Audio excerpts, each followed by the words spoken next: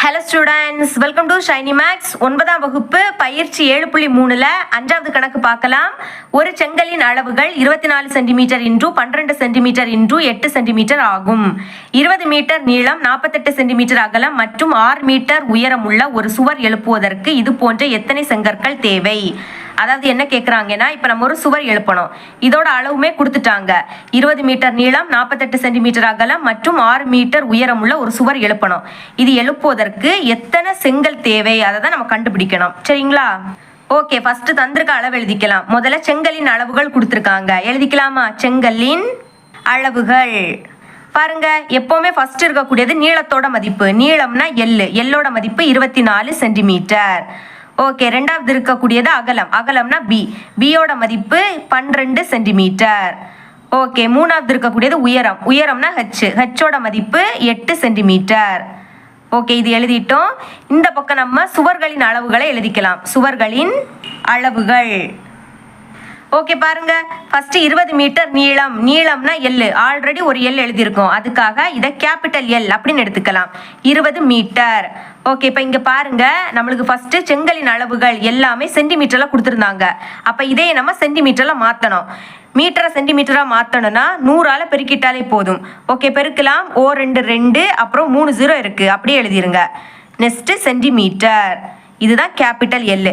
ரெண்டாவது இருக்கக்கூடியது அகலம். அகலம்னா அது சென்டிமீட்டர்லேயே கொடுத்துட்டாங்க, அதனால பிரச்சனை இல்லை. பின்னா கேபிட்டல் பி. சரிங்களா? 48 சென்டிமீட்டர். இதை மாற்ற தேவையே கிடையாது. ஓகே, இனிமேல் 6 மீட்டர் உயரம். உயரம்னா ஹெச்னா கேபிட்டல் ஹெச் அப்படின்னு தான் எழுதிக்கணும். ஓகேங்களா? 6 மீட்டர்.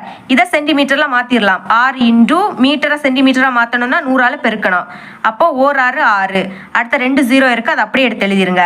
ஓகேங்களா? மறக்காமல் லாஸ்ட் சென்டிமீட்டர்.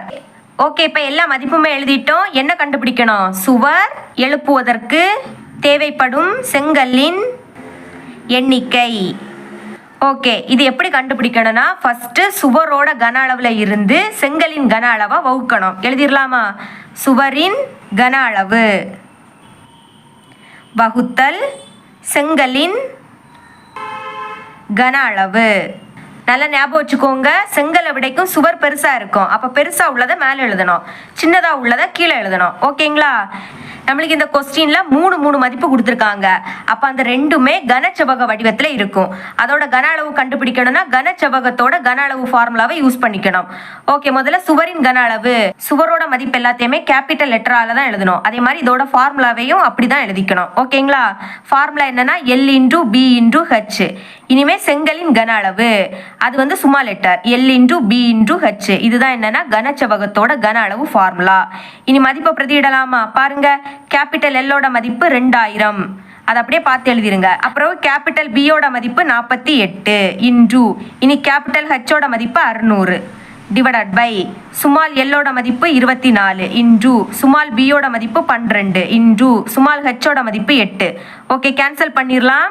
ஓர் 24 24 ஈர் 24 48. இனிமேல் ரெண்டாம் வாய்ப்பாடு. ஓ 2 2 4 2 8. இனி 4ஆம் வாய்ப்பாடு கேன்சல் பண்ணலாம். ஓர் 4 4 ஐ 4 20. அடுத்த பாக்கி இருக்கக்கூடிய 2 0 அப்படியே எடுத்து எழுதிருங்க. சரிங்களா? இனிமே 6ஆம் வாய்ப்பாடு. ஈர் 6 12 ஓர் 6 6.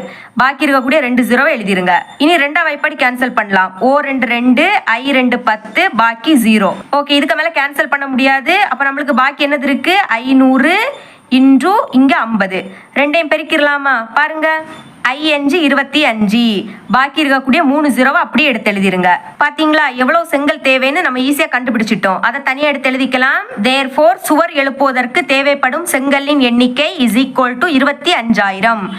ஓகே, இவ்வளவு தான் அந்த சம். இது உங்களுக்கு கிளியரா அண்டர்ஸ்டாண்ட் ஆயிருக்கும் நம்புறேன். தேங்க்ஸ் ஃபார் வாட்சிங்.